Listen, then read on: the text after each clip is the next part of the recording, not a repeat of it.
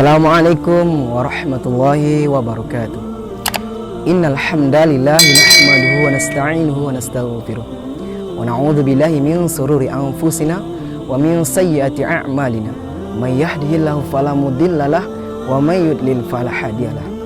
Wa asyhadu an la ilaha illallah wahdahu la syarikalah wa asyhadu anna Muhammadan abduhu wa rasuluh la nabiyya ba'dah. Puji syukur marilah kita ucapkan kepada Allah Subhanahu wa taala yang senantiasa memberikan kita rahmat dan hidayahnya kepada kita semua sehingga kita dapat menunaikan ibadah puasa Ramadan di 2024 ini. Alhamdulillah kita bersyukur kepada Allah karena Allah memberikan banyak nikmat kepada kita. Salah satunya yaitu nikmat sehat, nikmat iman. Dengan nikmat sehat dan iman itulah kita bisa menunaikan ibadah puasa dan melangkahkan kaki kita kepada sebaik-baiknya.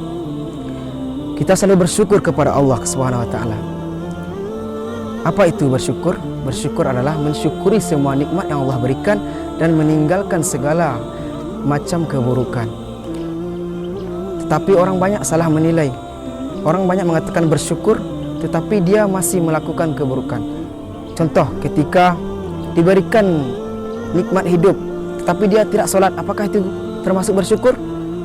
Dan contohnya kalau kita mendapatkan uang, lalu uang tersebut kita gunakan untuk main judi, apakah itu bersyukur? Tentu tidak. Nabi Muhammad SAW pernah ditanya oleh sahabatnya. Apa kata sahabat? Wahai Nabi Muhammad SAW, mengapa engkau beribadah terlalu memaksakan, padahal dosamu yang dahulu dan yang akan datang Allah sudah mengampuni dan kamu dijamin sudah masuk surga. Tapi kamu mengapa memaksakan ibadah sampai membuat kakimu bengkak? Lalu apa kata Nabi Muhammad? Cuma simpel jawabannya. Apakah saya tidak boleh menjadi seseorang hamba yang bersyukur? Begitulah ketaatan Nabi Muhammad SAW. Kaum muslimin yang insyaallah dirahmati oleh Allah Subhanahu wa taala. Di sini di bulan yang penuh berkah ini, di bulan Ramadan ini, saya akan menyampaikan tausiah yang berjudul tentang mengingat kematian. Di bulan Ramadan ini, kita selalu untuk merenungi kehidupan dan kematian. Kematian adalah keniscayaan yang dialami oleh setiap manusia, walaupun sebabnya yang berbeda-beda. Ada sebuah hal yang terkadang kita lupa memikirkannya, meskipun suatu saat kita bakal akan menghadapinya. Apakah perkara itu? Tiada lain hanyalah kematian. Kematian adalah keniscayaan yang dialami oleh setiap manusia, walaupun sebabnya yang berbeda-beda. Allah Subhanahu wa taala berfirman di dalam Al-Qur'an surat Al-Anbiya ayat 35 yang berbunyi, A'udzubillahi minasyaitonirrajim. Bismillahirrahmanirrahim. Kullu nafsin dha'iqatul maut wa nabluukum bisyarri wal khairi fitnah wa ilaina turja'un. Shadaqallahul azim. Yang artinya, setiap yang bernyawa akan merasakan yang namanya mati. Kami akan menguji kamu dengan keburukan dan kebaikan sebagai cobaan, dan kamu akan dikembalikan hanya kepada kami. Kaum muslimin jamaah yang insyaallah dirahmati oleh Allah. Ayat tadi jelas memberitahukan kepada kita tentang kematian. Siapapun yang ada dalam kehidupan ini pasti akan merasakan kematian. Jauh atau dekat ataupun dijauhi, pasti kematian ini akan datang pada masing-masing kita. Tetapi mengapa orang-orang menganggap kematian ini hanyalah sepele, seolah-olah dia akan hidup selamanya?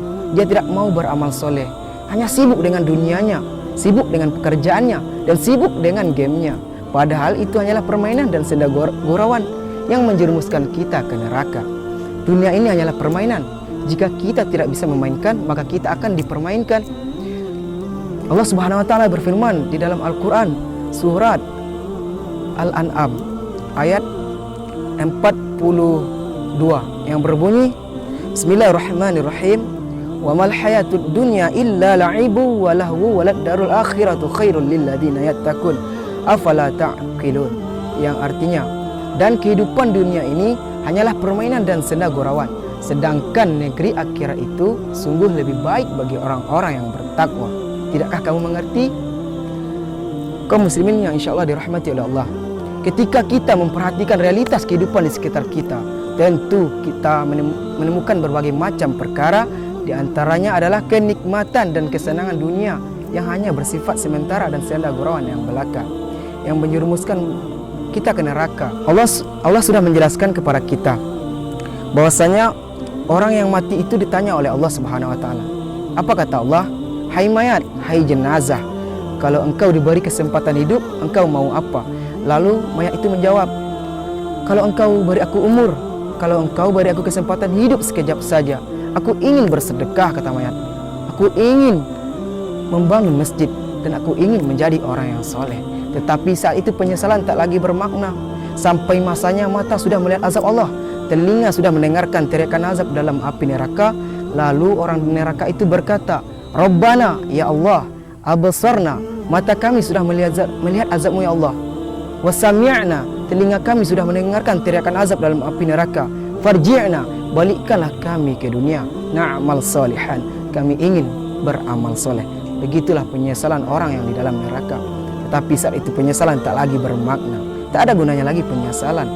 Jadi untuk itu kepada kita semua, marilah kita gunakan nikmat sehat dan nikmat iman tadi untuk melangkahkan kaki kita kepada sebaik-baiknya. Apa yang diperintahkan Allah kita laksanakan, seperti solat 5 waktu. Itulah ibadah yang ditanya oleh Allah yang pertama ketika kita mati nanti. Baiklah, hanya itu yang bisa saya sampaikan. Semoga bermanfaat bagi kita semua, terutama pada diri saya sendiri.